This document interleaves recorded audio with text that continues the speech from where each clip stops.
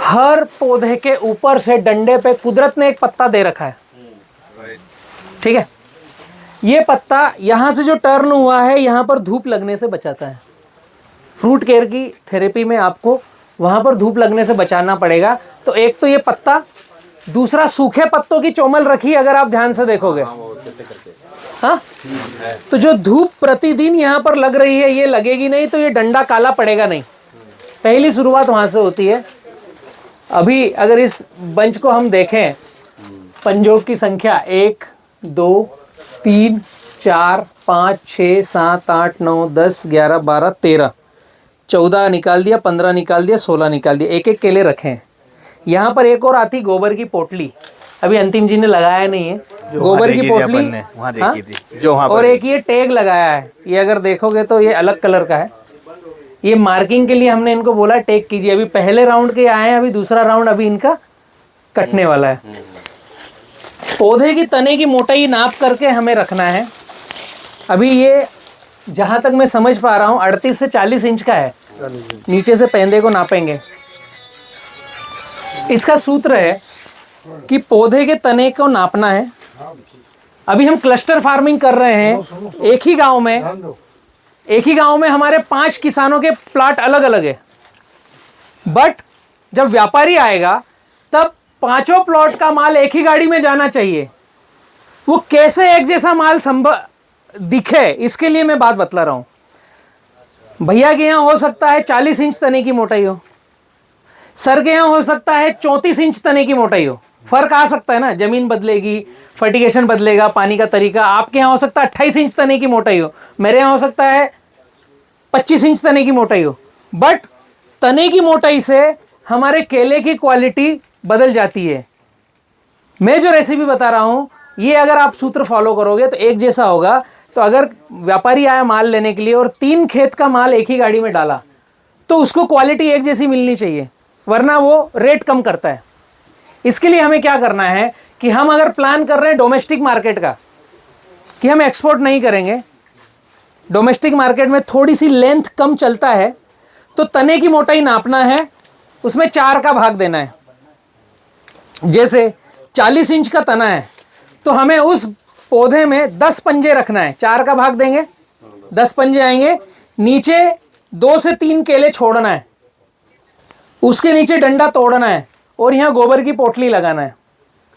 गोबर की पोटली में ताजा गोबर 19-19 वाइसनोमेटा मिक्स करके पोटली बांधना है। 15% वजन बढ़ता है, नीचे से भोजन लेता है तो नीचे का केले का साइज भी बढ़ता है। ऊपर का केले का साइज, फल ऑलरेडी पौधा खुद एनर्जी देता है, बढ़ता रहेगा। बट हमने 10 पंजे रखे हैं तो नीचे का साइज भी यहां से बढ़ जाएगा। अभी मैंने बताया आपको डोमेस्टिक मार्केट में जाना है तो 4 का भाग देना है। डोमेस्टिक मार्केट में एक प्रीमियम लाइन है, मदर डेयरी, महिंद्रा, रिलायंस, किंगशाइन बनाना, वीआईपी बनाना। ये जो ब्रांड है, इन ब्रांडों को एक्सपोर्ट क्वालिटी का केला चाहिए। नीचे के केले की लेंथ 7.5 इंच से ऊपर चाहिए। तो अगर आप पूरे चित्तौड़ की जो फार्मिंग हमारी 100 एकड़ की हो रही है उसमें हम एक ही दिशा में आगे बढ़े तो उसके लिए आपको तने की मोटाई नापकर 4.5 का भाग देना है। डोमेस्टिक मैंने बोला 4, अभी बोल रहा हूँ 4.5, तो नीचे की लेंथ और बढ़ेगी। और अगर आप पूरा 100% एक्सपोर्ट क्वालिटी चाहते हो तो 5 का भाग देना है। 8 पंजा 40, आपको 8 रखना पड़ेंगे। 4.5 का भाग दोगे तो 9 रहेंगे, समझना। 4 का भाग दिया 10 पंजे हैं, 4.5 का दिया 9, 5 का दिया तो 8। तो 1 से 2 पंजे जैसे कम होंगे नीचे की केले की लेंथ वैसे बढ़ जाएगी। अभी ये जो टाइमिंग है, ये इसका केला निकला, खिला और अंदर घुसा। अभी ये अंदर घुसा हुआ है, ये टाइमिंग सही है इसके पहले पहले पंजे कम करने की। अभी ये कड़क नहीं हुआ, इसका वजन कम नहीं होगा।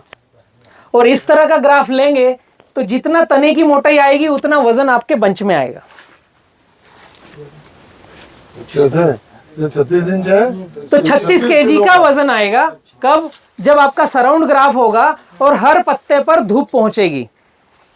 अभी इसका हर पत्ता फोटोसिंथेसिस से भोजन बनाएगा तो आपके बंच में वजन पूरा का पूरा आएगा। इसलिए हम सराउंड ग्राफ बोलते हैं। और जब व्यापारी आता है तो वो क्या देखता है पता है? आपके पौधे में कितने पंजे हैं, पहले गिनता है कि 8 पंजे हैं, तो फिर पौधे पर देखता है कितने पत्ते हैं। एक पंजे पर एक पत्ता उसको भोजन खिलाने के लिए एवरेजन पर्याप्त है। अगर पत्ते हमारे खेत में 5 है और फल पर पंजे 10 हैं, तो व्यापारी आपके माल का रेट कम देगा, क्योंकि उसको पता है कि ये माल सही से भर नहीं पाएगा, ये जा करके जाते जाते पक जाएगा गाड़ी में, या ये वहां जाकर पकेगा तो आगे पीछे पकेगा। ये छोटी छोटी सी बातें हैं कि खेत में हम किन चीज़ों का ध्यान रखें। व्यापारी खुद खेत में जाता है तो पत्ते गिनता है, पंजे गिनता है, फिर हाथ लगा के देखता है कि दागी तो नहीं है, कलर शाइनिंग है, फिर देखता है लंबाई बराबर है केले की। हम अगर कोई चीज़ खरीदने जाएंगे हम भी कुछ देखते हैं ना। अगर आप व्यापारी हो और किसी के खेत में गए तो आप भी ये देखोगे ना कि मेरे जो गाड़ी माल बनाऊं ये जाकर फेल ना हो। वही लेंगे हम। तो इसका मतलब है कि व्यापारी को जैसा माल चाहिए वो हमको बनाना है। उसके लिए ये रेसिपी है, डंडे पर पत्ता, पंजे की संख्या कम और पौधे पर मिट्टी का स्प्रे। एक स्टेप इसके आगे आएगी, बंच कवर में आपको दिखाता हूँ। जहाँ फ्रूट केयर हो गया है वहाँ पर आपको कमल पर कवर पहनाना है।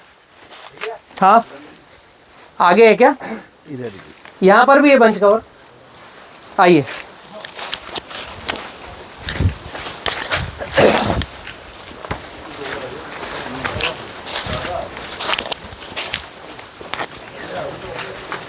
है ना यहाँ पर पोटली कवर दोनों।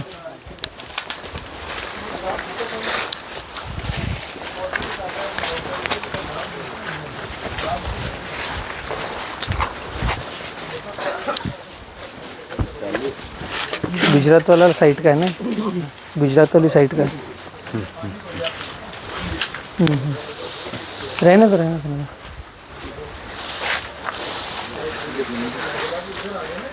ये कंप्लीटली फ्रूट केयर करने के बाद ये स्थिति बनेगी।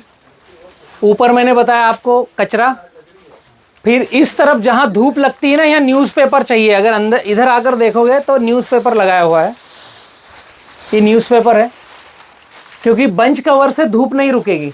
ये अंदर न्यूज़पेपर लगाया हुआ है। और ये बंच कवर एक लास्ट स्प्रे करके, इसमें भी अगर देखोगे तो आपको मिट्टी का स्प्रे मिलेगा। और ये जब माल कटेगा इसको धोएंगे तो ये मिट्टी निकल जाएगी। ये दिखा, ये बाहर हो गया मिट्टी, बट ये मिट्टी रहेगी तो कीट पतंग तुड़तुड़ा महुआ मक्खी मच्छर कुछ आता नहीं है। और नीचे अगर आप देखोगे तो मैंने जो बताया गोबर की पोटली, ये अभी स्लिप हो गई है इनकी, ये थोड़ा ऊपर करना पड़ेगा अंतिम भाई। ये पोटली आपकी ऊपर करना पड़ेगी, इसमें गोबर है नीचे डंडे पर बांधने का। कवर के अंदर होल होना चाहिए, ब्लू कलर का कवर रहना चाहिए। ये अब आपका 70 दिन 60 दिन में कटने के लिए रेडी रहेगा। और जिन खेतों में ये कवर दिखता है व्यापारी समझ जाता है कि किसान कुछ एक्टिव है, सही फल तैयार कर रहा है, ये माल जब जाएगा तो हल्दी पीला कलर देगा। ये सारी प्रैक्टिसेस हम करने वाले हैं वहाँ पर, सारी प्रैक्टिसेस करेंगे। और कोशिश ये करेंगे कि पूरा उत्तर भारत का व्यापार आपके पास चित्तौड़ में आकर बैठे। और जितने ज़्यादा व्यापारी आएंगे ना उतना कंपटीशन होगा, तो हम फार्मरों को 2 पैसा ज़्यादा मिलेगा। साहब आपके मुंह में घी शक्कर हमारी तरफ। आप लोगों के कोई फील्ड को देखकर प्रश्न बन रहे हैं क्या? सर एक तो पूछिए। जैसे कि अभी आप जानते हैं कि पंजाब में स्टबल फार्म, उसकी बहुत बड़ी प्रॉब्लम स्टबल बर्निंग की। हाँ। तो एक डिकम्पोजर बना है जो बेसिकली जो भी ड्राई ऑर्गेनिक मैटर होता है 5-6 दिन में डिकम्पोज कर देता है। हाँ जी। बिल्कुल मेन्योर में। हाँ जी। स्टबल बर्निंग के लिए। ठीक है। तो उस टाइप की चीज जो अपने कचरा मल्चिंग कर रहे हैं उसमें कर सकते हैं? कर सकते हैं। वो हमें कब करना है? डिकम्पोजर आता है या कुछ और? हाँ, वो चीज़ हम कब करेंगे? जब पहला फसल कट जाए जी। और इस फसल की जब हम सफाई करेंगे तो ये पत्तों की संख्या ज़्यादा होगी, सारे सूखे पत्ते निकालेंगे और इस प्लेटफॉर्म पर हम डालेंगे तो ये प्लेटफॉर्म पूरा गादी के जैसे बन जाएगा। उस समय आप डिकम्पोस्ट वाली प्रक्रियाएं कीजिए। बच्चा आगे चलेगा और बूढ़ा रिवर्स होगा। इसके सारे पत्ते उतार करके जब हम यहाँ डालेंगे और डंडा खड़ा रखेंगे तो उस समय आपके पास कंपोस्ट करने के लिए पत्तों की संख्या रहेगी। उस समय हम उसका उपयोग कर सकते हैं और करना चाहिए। और कोई प्रश्न है आपके? वो सस्ता है, वो जो पूसा डिकम्पोज आया हाँ। वो सर वेरी 200 रुपए में 1 एकड़ उसमें डिकम्पोज अच्छी चीज है वो। हाँ, स्टबल बर्निंग के लिए किया है बेसिकली। हाँ। मेरे एडवाइस तो साहब को कि एक बार अपन लगा के देखते हैं। Yes, yes, yes. मेरी स्टडी थी इसमें। एक अच्छी तो और चीज़ है। इसमें एक चीज और है, जैसे कि ये कह रहे हैं कि मतलब जो अपनी जो पद्धति 70-30 की बेड पे तो पानी होना चाहिए तरातर, बट बीच में पानी ना हो, तो वो चीज इंसान कैसे, मतलब जो किसान है वो कैसे इंश्योर नहीं, करे? वहां पर तो पानी मिलेगा आपको, बिल्कुल, यहाँ तो होगा ही। यहाँ नहीं मिलेगा। जो अपनी क्यारी है, बिल्कुल। हाँ, क्यारी में नहीं मिलेगा। जी जब आप ड्रिप अंदर की साइड रखते हो जी सर, तो पानी इस तरफ कम आएगा। जी सर। अटिया पे डाले ऐसे का वाइड है ना। और बीच में आगे भी दूसरी बेड है 5 फीट। ये यहाँ पर पूरा का पूरा यहाँ स्लोप तक आया और ये यहाँ स्लोप तक आया है। बिल्कुल, और ड्रिप मायने की तरफ है और ये दोनों ड्रिप मायने की तरफ है। एक ड्रिप राइट में है, एक ड्रिप लेफ्ट में है, तो ये पानी आपका उधर ही चलेगा। आप ध्यान रखने पौधों लगावा के टाइम आज ये ध्यान रखने एक अंदर एक बाहर, एक अंदर एक बाहर। आ काम करवाना अपन ने खाली चाहे और 10 फीट बटी ने वो खाली चाहे भी में बिल्कुल एक बूंद भी पानी नहीं जाना चाहिए। पानी जावे तो वही ड्रिप मायने रही ना तो उठी नहीं जाए तो और बी की जड़ा बटी नहीं चाहिए और अठी नो हवा पानी रोशनी है। ये तून लग रही है। हाँ, तो और आ चीज ने हमेशा ध्यान अपन क्या ही करा पहले तो आप दो ड्रिपर लगी अपन क्या अपन एक लगेगा तो वह मायने की तरफ रखनी है। अंदर की साइड चाहिए, जहाँ बेड है वहां पर चाहिए। एक साइड खाली, एक साइड भरी, एक साइड। हाँ, तो दो मतलब दो पौधा हाँ, के पास की एक छोड़ो, एक कपड़े की भी चलेगी। बना सकते हैं। थैली का कॉन्सेप्ट है ब्लू कलर चाहिए। आपने भी तो नीला बनाया कलर। नहीं है, सफेद बनाया नहीं, बंद करो फार्म। सफेद बना लेकिन ये ब्लू होना ब्लू होना चाहिए सर। ब्लू कलर, इसको केले को जो मच्छर मक्खी लगता है वो ब्लू कलर से दूर रहता है, बिल्कुल, इसलिए ब्लू कलर चाहिए। कपड़े के अंदर भी वो पेपर लगाना पड़ेगा कपड़े के अगर हाँ, अब बात- इस तरह का कपड़ा जो सीधी सूर्य की धूप को अंदर भेज दे, उसके लिए न्यूज़पेपर लगाना पड़ेगा। अगर इसमें प्रतिदिन धूप लगती रही तो ये काला पड़ जाएगा, इसलिए न्यूज़पेपर के आर पार धूप जाती नहीं, तो वो आपका बंच काला पड़ेगा नहीं। आप बंच कवर लगाओ या ना लगाओ, न्यूज़पेपर लगाना पड़ेगा, ये निश्चित है। बंच कवर मत लगाओ। बंच कवर नहीं लगाया तो एक चल सकता है, बट न्यूज़पेपर नहीं लगाया वो नहीं चलेगा। एक तो वो ऊपर डंडे पर कचरा और दूसरा न्यूज़पेपर, ये कंपलसरी है, लगाना ही पड़ेगा। क्योंकि वो जो है ना वो जो मुर्गियां ने वहां पर सीधी धूप आएगी, वो धूप नहीं आने चाहिए। इस जगह पे हाँ, इस जगह ये काला पड़ जाएगा ना तो भोजन इसी का ही है। यही सूखे पत्ते एक चोमल बना करके रख दो, पोटली बना करके रख दो। रख रखी देखो ना देखो, रखी ना ये हर जगह दिखेगी आपको, यहाँ भी पत्ते दिखेंगे। सब में रख रखी ये काम छोटे छोटे से हैं, कोई इसमें पैसा लगना नहीं है, खेत की चीजें हैं, बट आपको ध्यान से करना आपके पड़ेगा। जो भी या तो आप कर रहे हो या आपका मजदूर जो कर रहा है, मजदूर को ये गाइडलाइन देनी है। और सर बच्चा इधर का ही रखना है, एक साइड है। हाँ, बच्चा रखना है, जो आपकी लाइन चल रही है इस लाइन में रखना पड़ेगा। अगर आपकी लाइन इस दिशा की है, ये उत्तर दक्षिण है, तो आपको उस लाइन में ही रखना है, उत्तर दिशा में, दक्षिण नहीं रखना है। अगर आपकी पूर्व पश्चिम है तो पूर्व दिशा में रखना है, क्योंकि फ्लावरिंग अगर आप पूरा नज़र डालोगे तो दक्षिणायन ही आया है, क्योंकि सूर्य पूरे भारत में थोड़ा सा दक्षिणायन चलता है, तो पौधा हल्का सा झुका हुआ रहेगा दक्षिण तरफ। तो आपकी अगर उत्तर दक्षिण लाइन है तो उत्तर में बच्चा रखो, और पूरब पश्चिम की लाइन है तो पूरब में रखो। मतलब पूरब से लेकर उत्तर तक का आपका कोना है नया बच्चा रखने का। पश्चिम से लेकर दक्षिण तक कभी भी नहीं रखना है केले में बच्चा, क्योंकि फल उसके ऊपर आएगा और ये ऊपर नीचे आमने सामने टकराव करेंगे।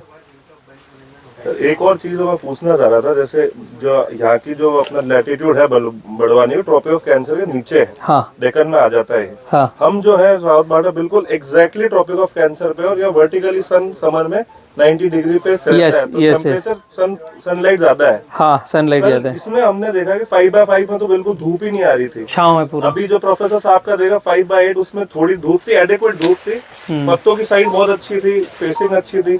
यहाँ 5x9 देख रहे तो धूप काफी आती है। तो गिवन दैट, तो जब हमारे ग्राफ बनेगा तो उस हिसाब से हमें कुछ ऑल्टरेशन करना पड़ेगा सन के एंगल उसको देखते हुए। तो ज्यादा आना चाहिए बेटा। हाँ, नहीं, इसमें क्योंकि रोशनी आना चाहिए, रोशनी, हाँ। गर्म लू नहीं आना चाहिए। अच्छा, कॉन्सेप्ट क्या है 10,000 कैंडल रोशनी पूरा नीचे तक आए, अच्छा ओके। तने पर, छाल पर, पत्तों पर लगे।